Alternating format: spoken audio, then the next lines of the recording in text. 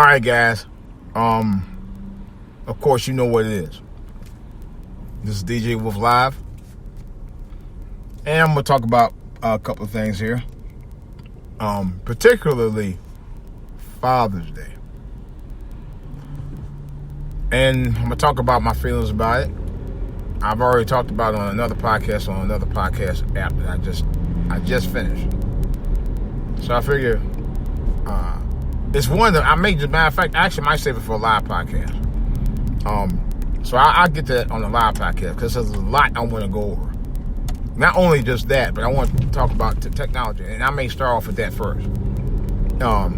Matter of fact, let me talk about technology right now and why we are living in such a great time when it comes to technology. Although sometimes it can be a curse. This is DJ Wolf Live.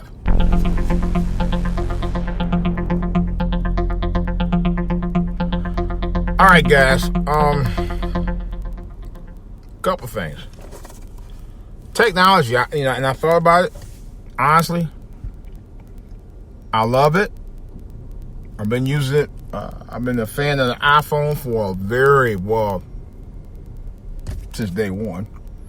Do you know that the iPhone been around for, get this, 12 years?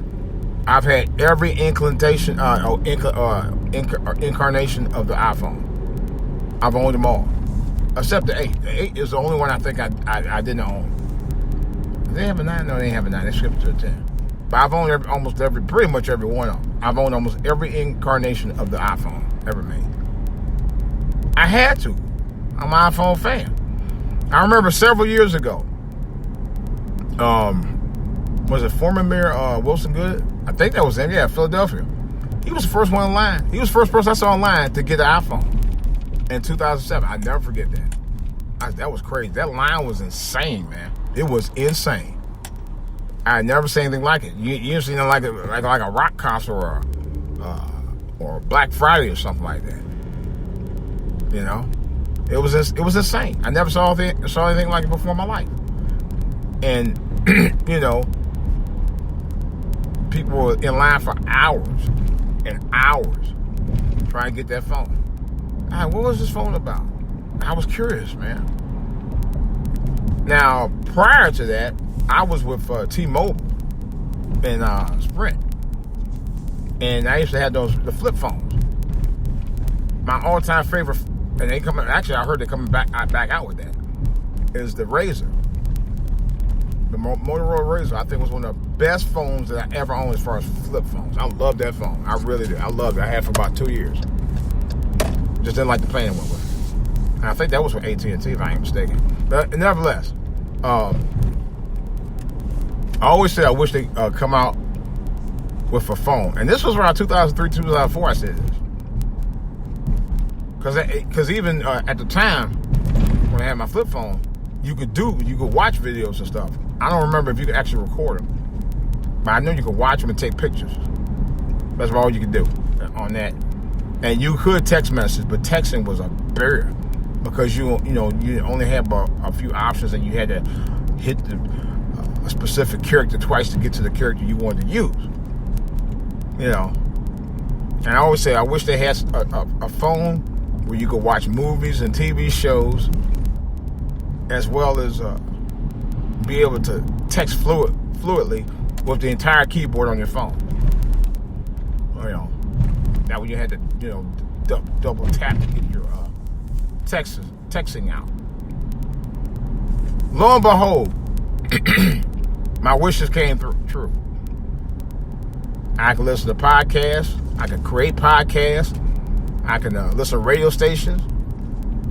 I can watch movies, buy airline tickets, concert tickets, order pizza. You name it. You name it. Everything I do on my phone is everything I do on my phone. Video, all of that. And that's why I say I'll admit this is as far as and job opportunities galore because of the technical inventions that came out. over the last 15, 20 years. They got so advanced. You needed people to run it. So, but at the same time, I also thought about this too. I was thinking about this the other day. It kind of alienates people from reality. Kind of alienates people from having real interactions with people. You know, I noticed that too. And this is a true story too. This just happened. Actually about a year ago. I went home to Cleveland. I was over at my dad's house. I stayed over at my dad's house for a few days. So my mom wanted me to come over her house. My folks been divorced for years. Went over to go visit her. And she has an iPad. She also has an iPhone too. And granddaughter got both of them for her. So she has both, right? So she said, let me go ahead and get my iPad. I think I had to do something on the iPad because I was trying to use something on a computer. So I said, I can't do this. Let me use the iPad. I used her iPad, logged in with her password and all of that. Used it, and then she was like, well, how you get to the music and blah, blah, blah. How you listen to this and listen to that and look them up. And I showed her how to look up music and all that. And and we were supposed to be going, eating dinner and all that. I didn't even get to eat. She was on that thing for 2 hours. I was so bored. I fell asleep. But she was on it. And usually she never used it. But that one day she used it. She was using it like a pro. I give her credit for that. I said, well, how come you don't use it any other time like this before? But she was interested in music. So she finally was getting into it. All right, so I'll give her credit for that. I give her major credit for that. But that's what I think is going on now. It's taking our attention span away from reality and what's really important in life anymore. Man, look at these people, man. Y'all just gonna cut people off? Really? Y'all people ain't even right. Y'all not living right at all. And I can't make the turn. It's ridiculous. I'm gonna block you. That's what I'm gonna do. I'm gonna block your asses. You call me and you want, that's gonna be a problem. These people, I swear. I think I'm gonna start doing a series of podcasts about horrible drivers out here in the DMV, because there's a lot of them. It's a lot of them.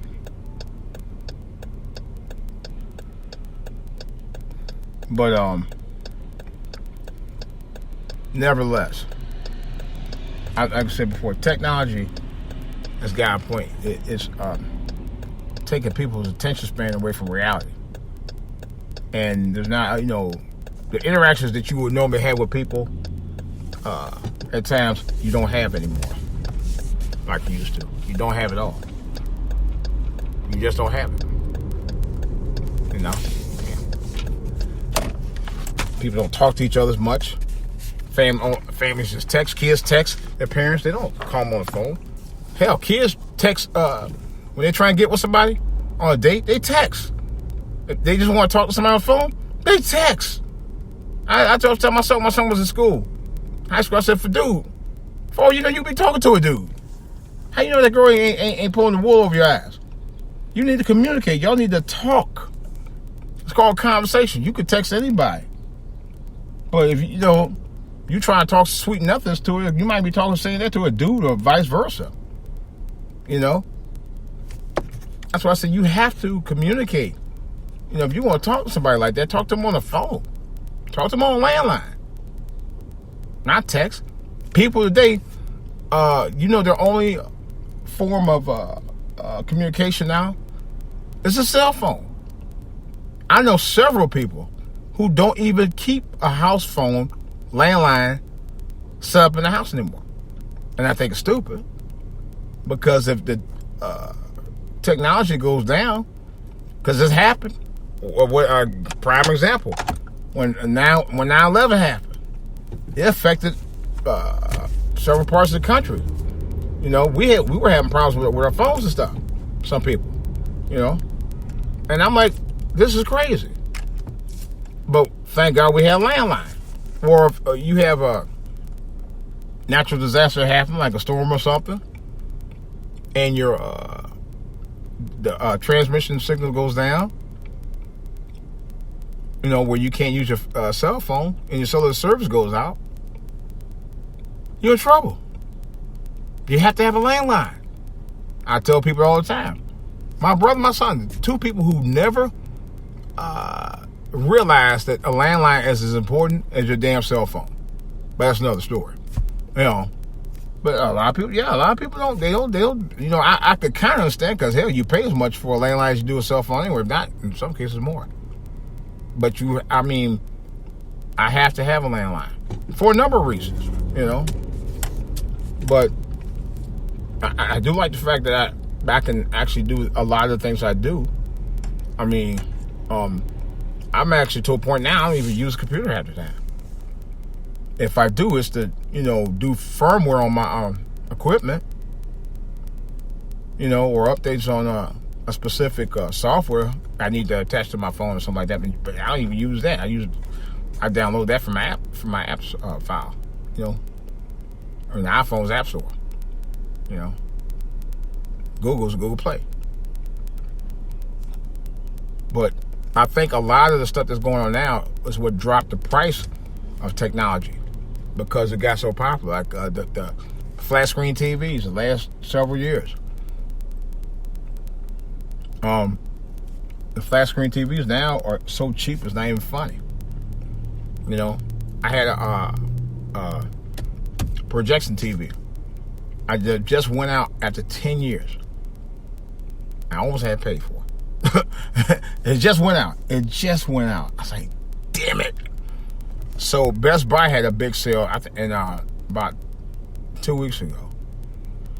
And their flat screen TV, you could buy, do you know right now you could buy a 60, this is no joke, you can buy a 75-inch television set for under $800 right now. We talking about top of the line. A 75-inch, or maybe not top of the line, or near top of the line anyway. Let's put it like that. Very good quality TV from a very well-named brand. And this one was like with the curved 75-inch. That's kind of what I did want at one time, because the way it's set up in my family room, the sunlight used to hit towards the TV. But I actually should move it up, but that's not the story. And I think it kind of wore out the picture a little bit. Just a little bit, just slightly. Not by much. Because the curvature will reduce the glare, on TV, and you will get a more well-rounded, so to speak, not only quality picture, but the viewing in itself was really nice. And I almost did get it, but I said no, I didn't. And I was trying to be on the budget, and lo and behold, now you got to buy a 65-inch for under $500. Now I thought that was amazing. In some cases, you can buy it for under $400. In some cases, and I know a couple of cases you can buy it for under $400, and you get $5,500 for $3. So you can't complain about it. But I know I had a conversation with both my brother-in-law and my wife, and we were saying, and we all came to the conclusion, once you get the big TVs, it's hard to go back small. Now, I'm not going to lie, that's true. It's hard to go back small after that.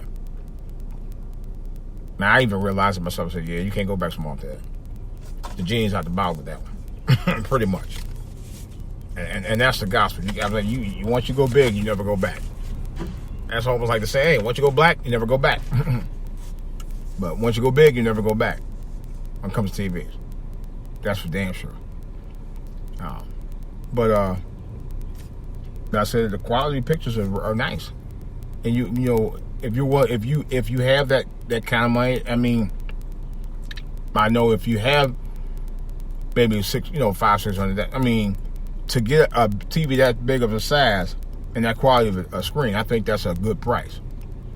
But some people, I know one woman was telling me, I was at the store, she's like, well, that's too much money. That's a lot of money for TV. I said, compared to when it was $2,000, really? Them TVs about 8 years ago, you almost couldn't even afford them. It was just like buying a car note.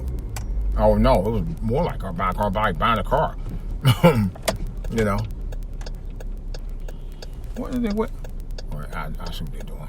They ain't trying to block them. You know me. You know they're gonna come up. I knew it was gonna happen. But yeah, that's about the traffic. Now I move. Okay, now I used to side to move. You could have moved yesterday, folks. But nevertheless, though, technology has made it easier. It's made it harder. I mean, maybe even for people like me, because sometimes, and this is no joke, this just happened 3 days ago. I was up all night on my laptop looking up stuff. One of the things, man, I ended up doing a purchase as a result of that. It was something that I kind of needed. Well, I kind of wanted, didn't really need it, but I did kind of want it because it was something I never had before. And now I'll be able to record my music and do my podcast on the same gear. I said, that's crazy. You know. And I was up all night reading about it. I went to 20 different YouTube videos and sites looking up this thing, and they all said this is a game changer. And I'm gonna tell you, they were right. It is. But, and that's like revolutionary, but that's another story. But now I think for podcasters, it's an excellent device. But that's what I'm talking about. Technology, man, the way it's moving now, you can do this kind of stuff. And now it's considered the norm. You know, I didn't think that this would be the norm 10 years later. I really did. But it is.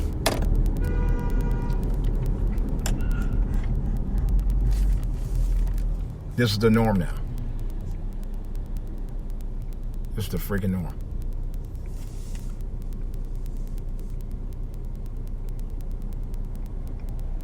Yeah. This is the new norm for what people are doing now. Why do these people drive like this every single day? I mean, I got every right to be in this lane, but then you want to cut somebody off. Come on. What are you doing? What the fuck are you... Goofy ass self. These people are so hard pressed, they just gonna just jump in front of you no matter what. Y'all have to forgive me. That's why I had to go. That's why I'm doing podcasting live, because of stupid people like this.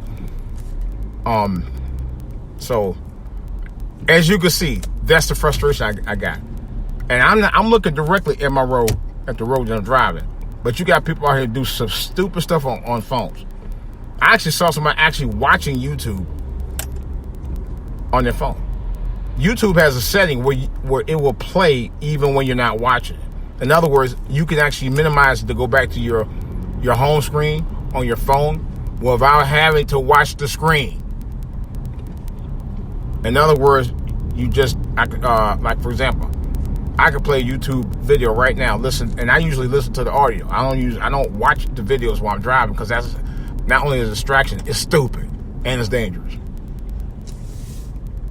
You know. I went to GC. Yeah. But and I don't watch it. Only thing I do, I go ahead, hit the video, go back to the home screen, and lock it while I listen to it. That's it. Keeps me hands free, and my mind is on the road while I'm listening to it, just like I was listening to radio. But I've actually seen people just have it playing, and the screen is there. That's a total distraction. And I'm glad they made that feature right there. I'm surprised they don't have anything called YouTube Radio. They got YouTube Music, they got YouTube Kids, and they got YouTube Premium. Which I don't know why that life of me, why I'm actually got Premium. But I know why, because your stuff is exclusive. There's no commercials on most of the shows that you watch. But that's another story. But that's another part of technology, where you can actually broadcast your own channel. Something I have been wanting to do for well over 20 years. I had a concept, and this is no joke. I have video proof. I had a concept of that back in 1995, or really 1994, because I did a video called "Portrait of the Family" that I did. But it was a great video. I still have it. It's actually a personal video, and I produced it myself. And I want it to be like a montage and a tribute to black families that stick together. You know. But it was really a tribute to black families in general. And I wish I had that kind of technology then that we have now. I'd probably be a film. I'd probably be a major, well, not a major independent film producer, but I would have been a film producer. No question about it, especially the way I did it. And then the next year, I went to a thrift store in 95, actually 96, but around about 96, something like that. And I bought some equipment. I was laid off of my job for about a month. And meanwhile, my then 2-year-old son was at home with me during summer. Spring month. I was watching him. He had to go to babysitter. Because I couldn't pay the babysitter because I was not working. And I came with the idea of doing my own show. And this was like a couple years after Arsenio Hall was off. I wanted to try to attempt to do it because there weren't any black talk show hosts. There definitely was nobody like Arsenio Hall out there at the time. So I decided to do it myself. And my moniker was going to be what they used to call me in high school, junior high, Wolf. So I named myself DJ Wolf. And I had DJ equipment I bought. You know, it wasn't no actual turntables. I used cassette players. A dual cassette player and a mixer. That's all I used. And a video camera. And then I called it the DJ Wolf Show. And I was actually reading current events and everything on there. I played videos on there too. I played music videos, matter of fact, from the box. Those of you down here in the DMV know, and anybody else who know about regionally knows about the channel called The Box. It was like The Box, music you control. And you really did control it. It was crazy. They should bring it back. I loved it. Well, maybe not, because the music now is... I won't waste my time trying to spend that kind of money on music they play today. That's just me. Not through The Box, I would. Old school stuff, yeah. But anyway, I was just saying how far technology has gone now. Now you watch music videos on your phone. You know, it's just so much I could talk about. I may continue with this podcast tonight about this because it's a lot we can go over, and about the new stuff that I've seen lately too. It's crazy. It is crazy. It is crazy. I didn't know now. There was something I looked at and I heard about it before. I didn't know what it was. I don't even know if it's something I could actually use for my channel. I might be able to, though. If I could figure out what you could use it for. It's this thing called a streaming controller that lets you stream videos and stuff on it, and pictures, and text on it. I haven't figured out. It's like something that wants to do. Some like the guys I see on YouTube that use it all the time. It might be. If that's the case, I'm seriously thinking about purchasing one for my channel. Although I'm not sure because I'm not on. You know, I almost rarely ever be on camera anymore. Matter of fact, I haven't been on camera in about 2 years, maybe longer than that. Matter of fact, it was about 3 years, something like that. It's been a while. I stopped doing it a while back. You know, first of all, there's no point in seeing me on camera anyway. And second of all, you know, people are so, you know, I put a nice word to it, childish out here. You know, just because you have an opinion, people have a problem with it. You know, it's like my man Tommy Sotomayor. Now he has an opinion. You may not agree with that opinion, but it don't make any sense for you to try threaten him or anybody because of that. It's dumb as fuck. And I actually met him. We talked about it at one of the shows he did. Speaking of that, he said he's going to release Fatherless America. Now, I saw something that said it was coming out next year, but he's taking pre-orders already for it. So I don't know what the real story is. He's been talking about Fatherless America for over 5 years. I'm just going to wait to see what he does, and then I may decide whether I want to make a purchase or not. Because he did the Fatherless America, he was all over. He was down here. He actually shot some scenes from right out here in the DMV. Me and myself was gonna try to go hang out with him, which we eventually did in 2015. I don't know if we're gonna be in the movie or not. But we are. He gonna have to pay me. I'm just kidding. But that's another thing I'm saying. You could be a YouTube star overnight just by being on YouTube. Just ask Justin Bieber. That's how he started his career. They had bid wars on this kid, man, when he first came out. Yeah, literally bid wars. Yeah. Ain't that crazy? Justin Bieber and Usher had bids on his contract. And he ended up going with Usher. Usher made him an overnight sensation after that. The rest was history. You know. That's just a prime example. Tommy himself, a big success. Tariq Nasheed. I can name off a lot of different people. Hell, Phil, the Vice Show, his brother, I remember when he was, when I was on YouTube, I actually started back on YouTube around 2012, after a short hiatus, and he was doing his shows from his bathroom, with the shower curtain behind him. No joke, he admitted to that.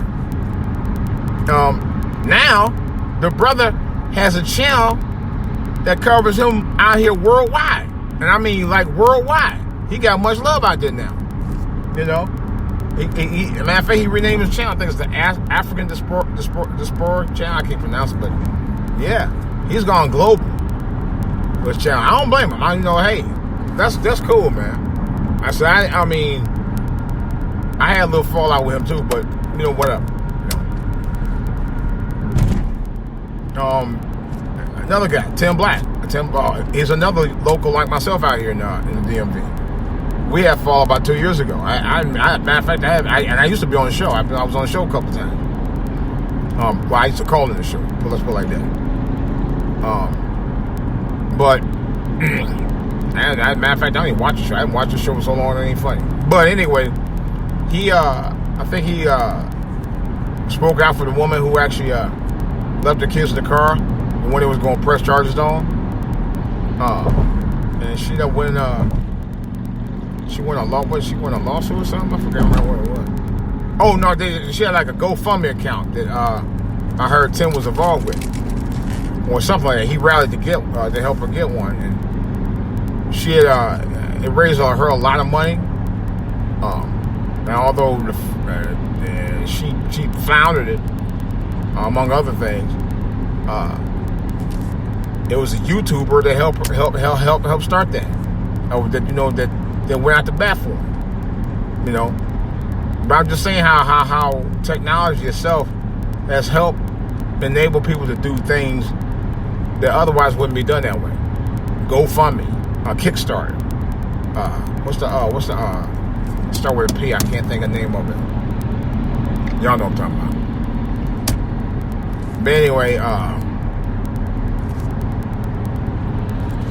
and I have an account. I've never used it. But then again, with less than 200 subs on YouTube, I can. You know, I just read something where I'm averaging over 900 subs on Twitter, and I know I got about 700-800 a month on Spreaker, so or close to it. Not subs, I'm sorry, views. I don't have that many subs. I only got 24 subs on Spreaker, which I'm surprised. And And I've been on Spreaker for a while.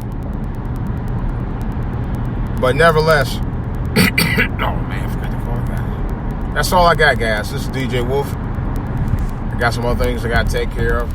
I'm out.